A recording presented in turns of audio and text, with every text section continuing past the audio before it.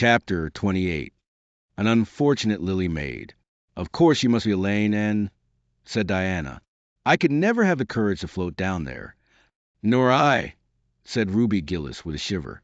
I don't mind floating down when there's 2 or 3 of us in a flat, and we can sit up. It's fun then. But to lie down and pretend I was dead, I just couldn't. I'd die really of fright. Of course it would be romantic, conceded Jane Andrews, but I know I couldn't keep still. I'd be popping up every minute or so to see where I was, and if I wasn't drifting too far out. And that would spoil the effect. But it's so ridiculous to have a red-headed Elaine. Mornin'. I'm not afraid to float down, and I'd love to be Elaine.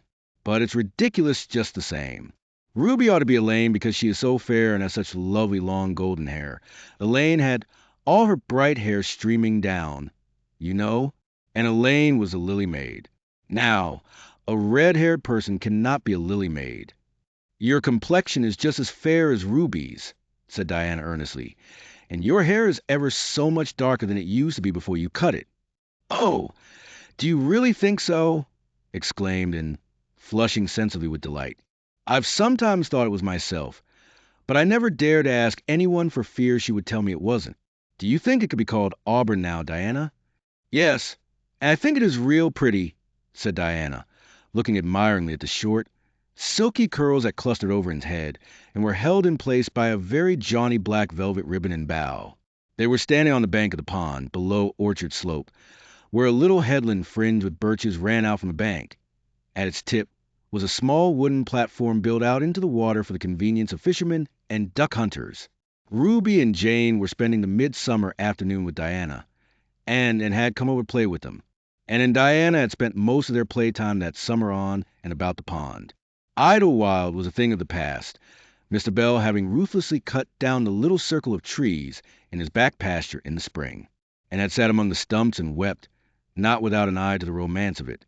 But she was speedily consoled, for after all, as she and Diana said, big girls of 13, going on 14, were too old for such childish amusements as playhouses, and there were more fascinating sports to be found about the pond.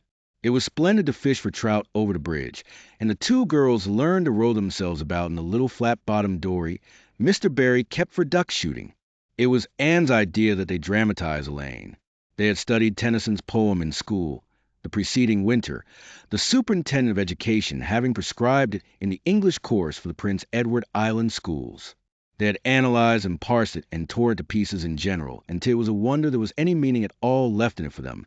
But at least the fair Lily Maid and Lancelot and Guinevere and King Arthur had become very real people to them, and it was devoured by secret regret that she had not been born in Camelot. Those days, she said, were so much more romantic than the present. Anne's plan was hailed with enthusiasm. The girls had discovered that if the flat were pushed off in the landing place, it would drift down with the current under the bridge and finally strand itself on another headland lower down, which ran out at a curve in the pond. They had often gone down like this, and nothing could be more convenient for playing Elaine. Well, I'll be Elaine, said Anne, yielding reluctantly, for although she would have been delighted to play the principal character, yet her artistic sense demanded fitness for it, and this, she felt, her limitations made impossible. Ruby, you must be King Arthur, and Jane will be Guinevere, and Diana must be Lancelot. But first you must be the brothers and the father. We can't have the old dumb servitor, because there isn't room for 2 in the flat when one is lying down. We must pawl the barge all its length in blackest samite. That old black shawl of your mother's will be just the thing, Diana. The black shawl having been procured, and spread it over the flat, and then lay down on the bottom, with closed eyes and hands folded over her breast. Oh, she does look really dead, whispered Ruby Gillis nervously, watching the still, white little face on the flickering shadows of the birches. It makes me feel frightened, girls. Do you suppose it's really right to act like this? Mrs. Lynde says that all play acting is abominably wicked. Ruby, you shouldn't talk about Mrs. Lynde, said Anne severely. It spoils the effect because this is hundreds of years before Mrs. Lynde was born. Jane, you arranged this. It's silly for Elaine to be talking when she's dead. Jane rose to the occasion. Cloth of gold for coverlet there was none, but an old piano scarf of yellow Japanese crepe, was an excellent substitute. A white lily was not obtainable just then, but the effect of a tall blue iris placed in one of Anne's folded hands was all that could be desired. "Now, she's all ready," said Jane.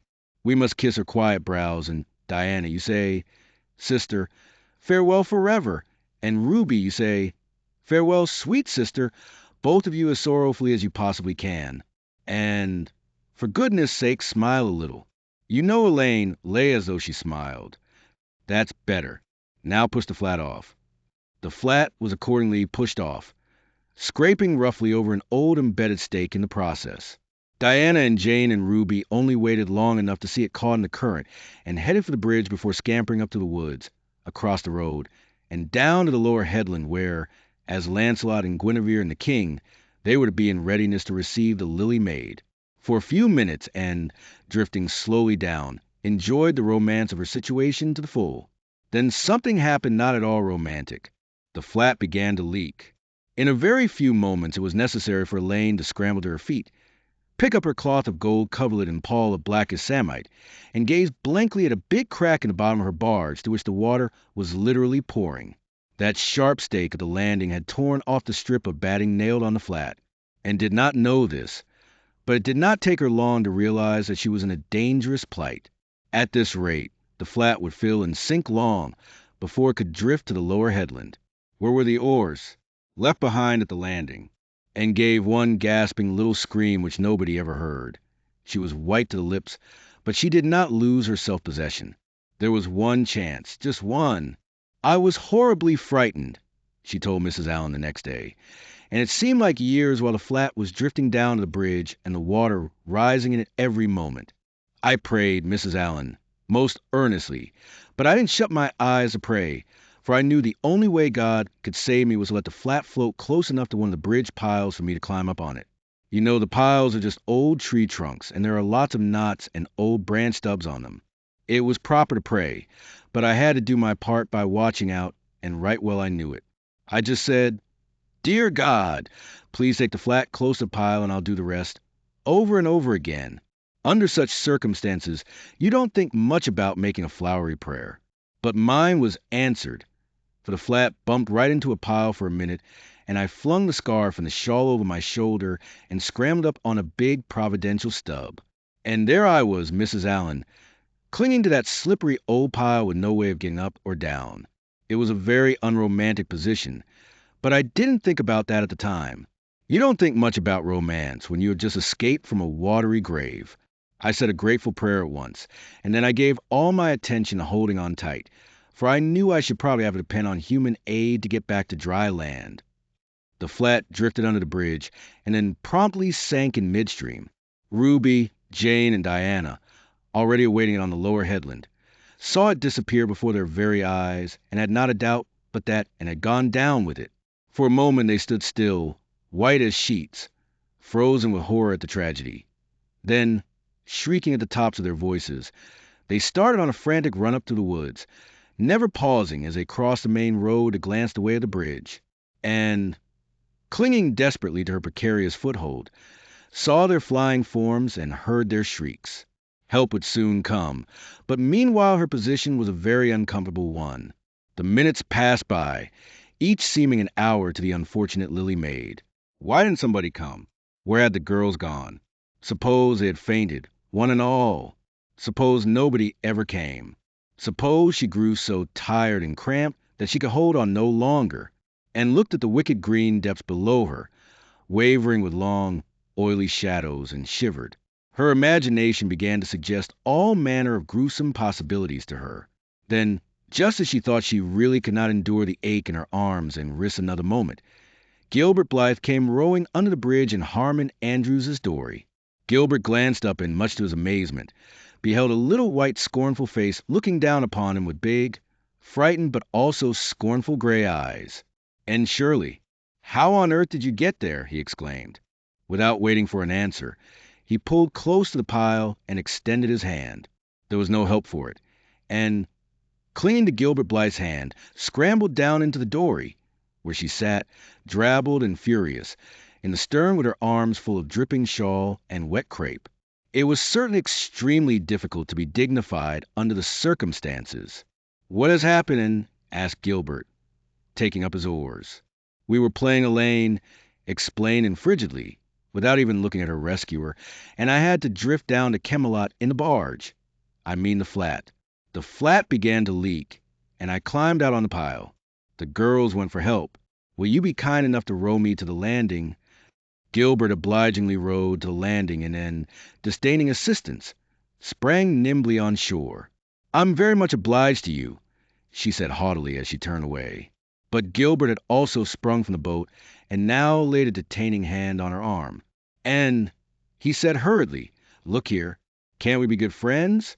I'm awfully sorry I made fun of your hair that time. I didn't mean to vex you, and I only meant it for a joke. Besides, it's so long ago. I think your hair is awfully pretty now. Honest, I do. Let's be friends." For a moment Anne hesitated. She had an odd, newly awakened consciousness under all her outraged dignity that the half-shy, half-eager expression in Gilbert's hazel eyes was something that was very good to see. Her heart gave a quick, queer little beat, but the bitterness of her old grievance promptly stiffened up her wavering determination. That scene of 2 years before flashed back into her recollection as vividly as if it had taken place yesterday. Gilbert had called her carrots, and had brought about her disgrace before the whole school. Her resentment, which to other and older people might be as laughable as its cause, was in no way allayed and softened by time seemingly. She hated Gilbert Blythe. She would never forgive him. "No," she said coldly, "I shall never be friends with you, Gilbert Blythe, and I don't want to be—" "All right." Gilbert sprang into his skiff with an angry color in his cheeks. "I'll never ask you to be friends again, and surely. And I don't care either." He pulled away with swift, defiant strokes, and went up the steep, ferny little path under the maples. She held her head very high, but she was conscious of an odd feeling of regret. She almost wished she had answered Gilbert differently. Of course, he had insulted her terribly, but still, altogether, and rather thought it would be a relief to sit down and have a good cry. She was really quite unstrung, for the reaction from her fright and cramped clinging was making itself felt. Halfway up the path, she met Jane and Diana rushing back to the pond in a state narrowly removed from positive frenzy. They had found nobody at Orchard Slope, both Mr. and Mrs. Barry being away. Here Ruby Gillis had succumbed to hysterics, and was left to recover from them as best she might, while Jane and Diana flew through the haunted wood and across the brook to Green Gables. They had found nobody either, for Marilla had gone to Carmody and Matthew was making hay in the backfield. "Oh, and—" gasped Diana, fairly falling on the former's neck and weeping with relief and delight. "Oh, and we thought you were drowned, and we felt like murderers because we had made you be Elaine, and Ruby is in hysterics. Oh, and how did you escape?" "I climbed up on one of the piles," explaining wearily, "and Gilbert Blythe came along in Mr. Andrews's dory and brought me to land." "Oh, and how splendid of him." "Why, it's so romantic," said Jane, finding breath enough for utterance at last. "Of course you'll speak to him after this." "Of course I won't," flashed Anne, with a momentary return of her old spirit. "And I don't want ever to hear the word romantic again, Jane Andrews. I'm awfully sorry you were so frightened. Girls, it is all my fault. I feel sure I was born under an unlucky star. Everything I do gets me or my dearest friends into a scrape. We've gone and lost your father's flat, Diana, and I have a presentiment that we'll not be allowed to row on the pond any more." Anne's presentiment proved more trustworthy than presentiments are apt to do. Great was the consternation in the Barry and Cuthbert households when the events of the afternoon became known. "Will you ever have any sense, and—" groaned Marilla. "Oh, yes, I think I will, Marilla," returned Anne optimistically. A good cry, indulged in the grateful solitude of the East Gable, had soothed her nerves and restored her to her wonted cheerfulness. "I think my prospects of becoming sensible are brighter now than ever." "I don't see how," said Marilla. "Well, explained, and I've learned a new and valuable lesson today. Ever since I came to Green Gables, I've been making mistakes, and each mistake has helped to cure me of some great shortcoming. The affair of the amethyst brooch cured me of meddling with things that didn't belong to me.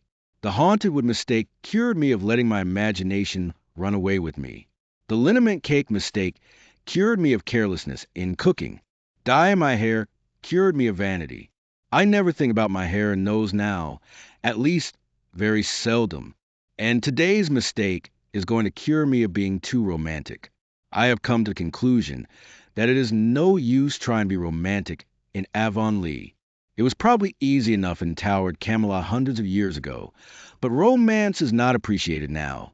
I feel quite sure that you will soon see a great improvement in me in this respect, Marilla. I'm sure I hope so, said Marilla skeptically. But Matthew, who had been sitting mutely in his corner, laid a hand on Anne's shoulder when Marilla had gone out.